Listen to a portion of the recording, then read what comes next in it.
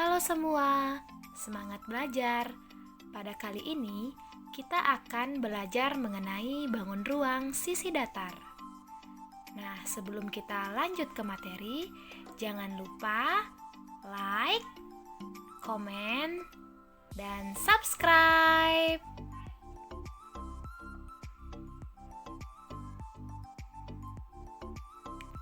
Bangun ruang sisi datar adalah bangun ruang yang memiliki sisi berbentuk datar atau bukan sisi lengkung. Bangun ruang ini disusun oleh 3 komponen, yaitu sisi, rusuk, dan titik sudut. Bangun ruang sisi datar dibagi menjadi 2, yaitu prisma dan juga limas. Pertama, kita akan membahas mengenai prisma segi N. Prisma segi N adalah bangun ruang 3 dimensi yang dibatasi oleh alas dan tutup identik berbentuk segi N dan sisi-sisi tegak berbentuk persegi atau persegi panjang. Nah, di sini perlu ditekankan bahwa prisma itu adalah bangun yang alas dan tutupnya identik. Identik itu maksudnya memiliki bentuk dan ukuran yang sama. Dan selimutnya itu berupa persegi atau persegi panjang. Nah, untuk prisma segi N, penamaannya itu tergantung bentuk alasnya. Nah, ini contoh dari prisma segitiga karena alas dan tutupnya itu berbentuk segitiga.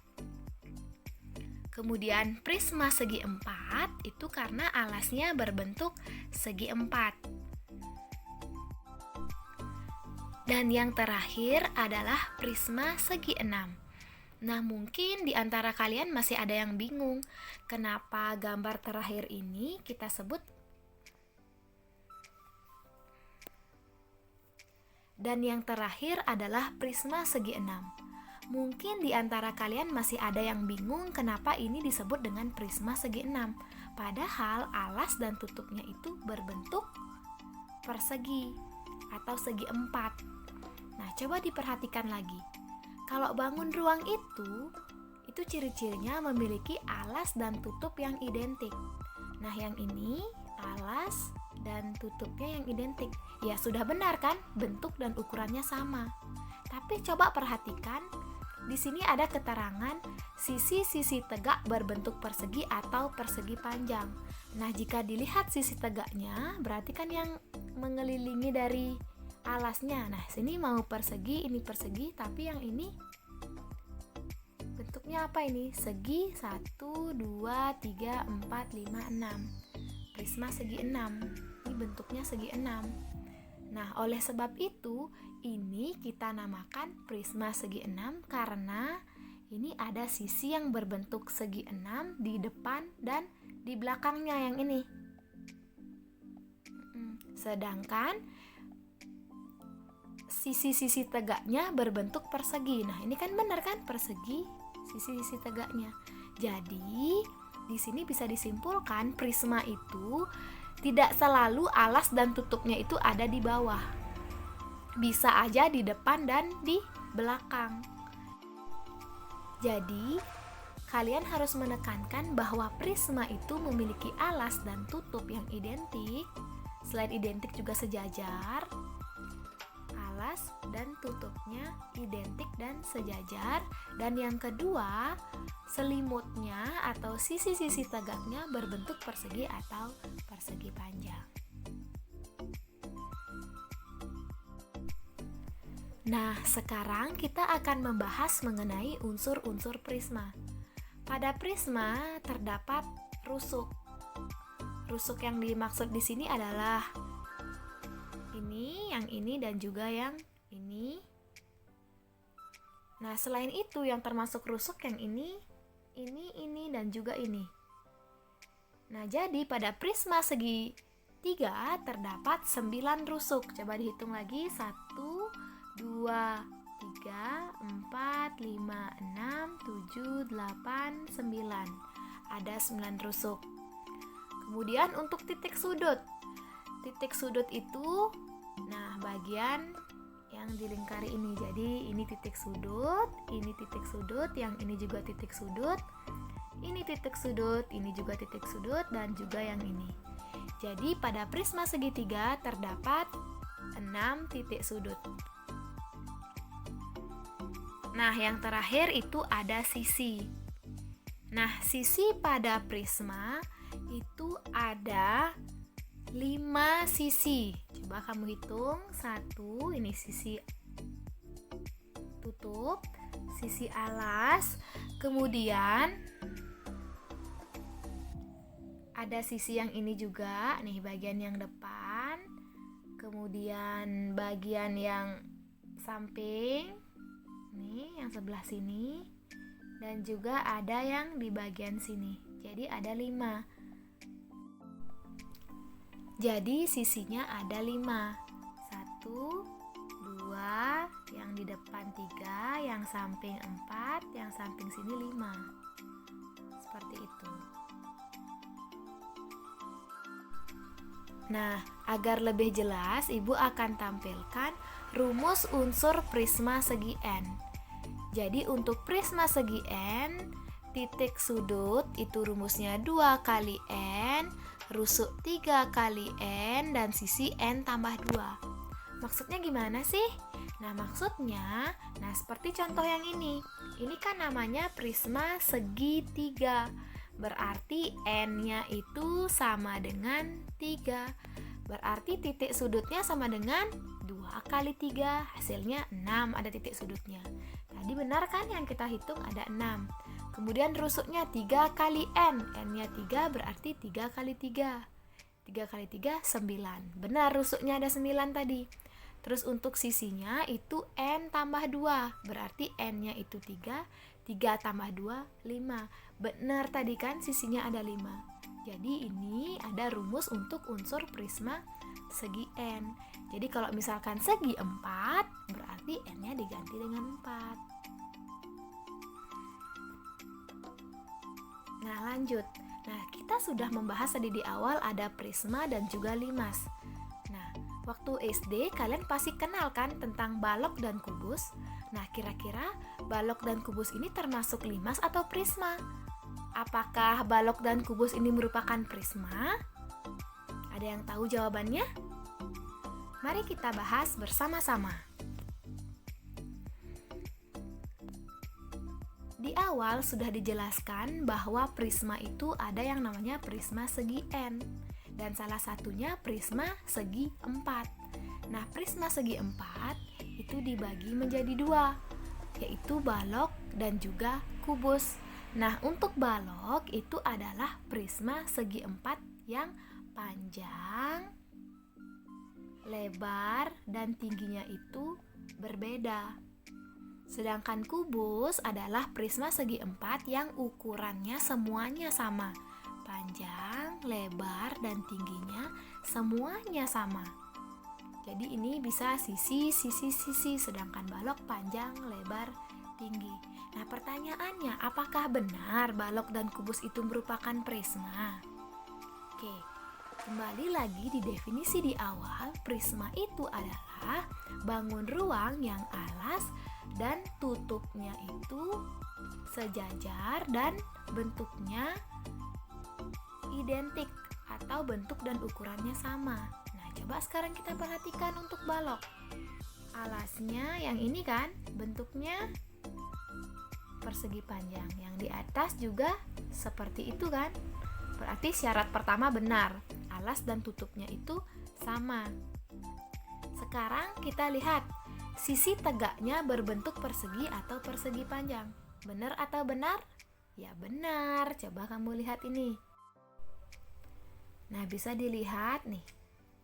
Ini kan berbentuk persegi panjang. A, B, F, E, B, C, G, F.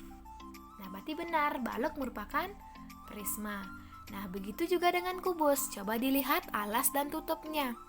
Alas dan tutupnya sama-sama berbentuk persegi dan bentuk dan ukurannya juga sama. Sedangkan untuk sisi tegaknya atau selimutnya, dia juga berbentuk persegi. Berarti kubus ini juga merupakan prisma segi 4. Nah, sampai di sini paham mengenai prisma? Ya, tentu saja kalian pasti paham karena kalian adalah anak-anak yang cerdas. Sekarang kita akan membahas mengenai limas segi N. Limas adalah bangun ruang yang mempunyai alas berbentuk segi N dan bidang tegaknya berbentuk segitiga yang salah satu sudutnya bertemu di satu titik. Titik ini disebut dengan puncak limas. Nah, untuk penamaan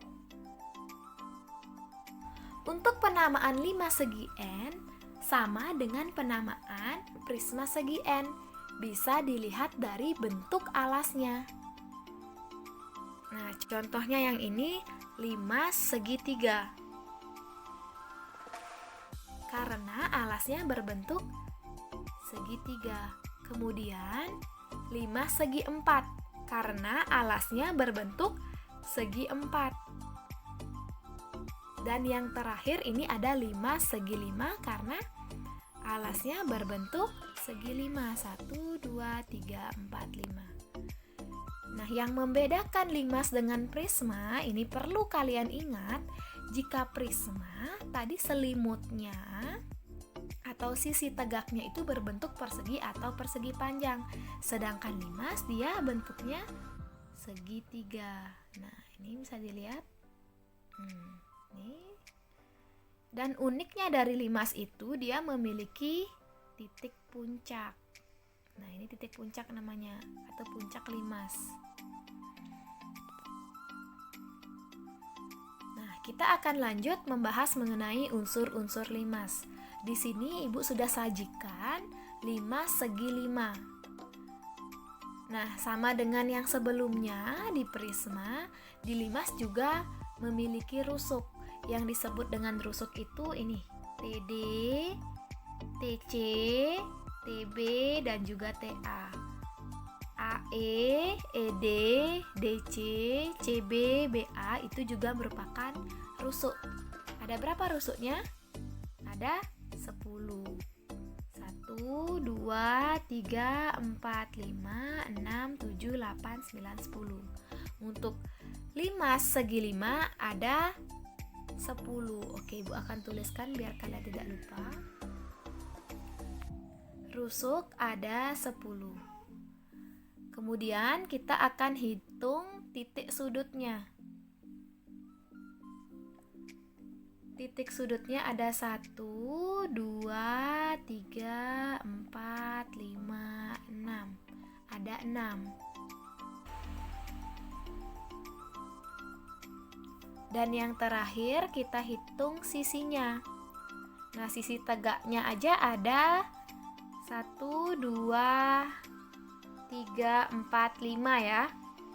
Ada sisi TBC, TBC, ada juga TDC, ada juga TDE, ada juga TEA, ada juga ATB, itu ada 5.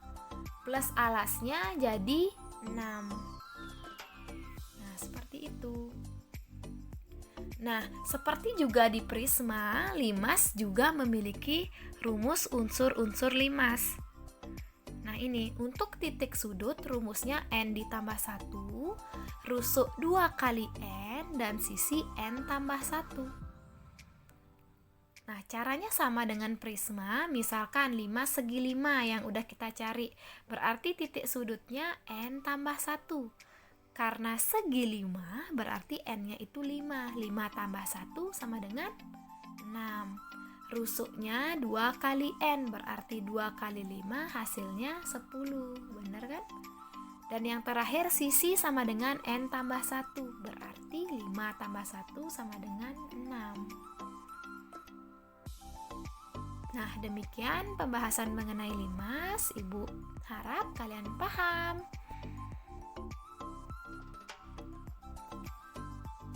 Nah, semuanya terima kasih sudah menyaksikan video ini sampai akhir. Semoga apa yang Ibu sampaikan bermanfaat untuk kalian semua. Apabila ada materi atau soal yang belum dipahami, kalian bisa bertanya lewat Instagram. Silakan bisa di-follow Nyoman Sumiarti. Atau bagi anak-anak ibu di sekolah, kalian bisa tanya ibu melalui WhatsApp.